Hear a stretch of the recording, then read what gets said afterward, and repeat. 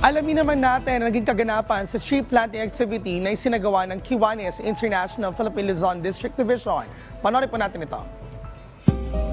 Malaki ang ambag ng mga puno sa ecosystem. Ito ay source ng oxygen at pinapabuti ang air quality na ating nilalanghap. Ito rin ay tumutulong na maiwasan ang soil erosion at pagbaha. Nagiging tahanan din ito ng maraming animal species. Kaya para mas makatulong pa sa kalikasan ay isang grupo ang nagsagawa ng tree planting kaugnay ng kanilang selebrasyon na Kiwanis One Day.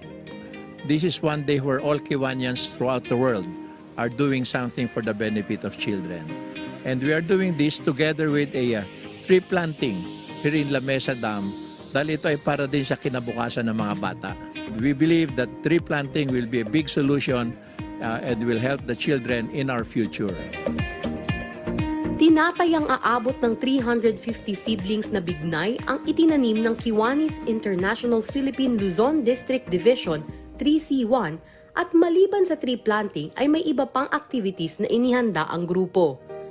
We will be holding a big party for children. I think about 150 children. We will celebrate birthdays. We will give them food, drinks, giveaways. Parang early Christmas gift na rin namin sa kanila.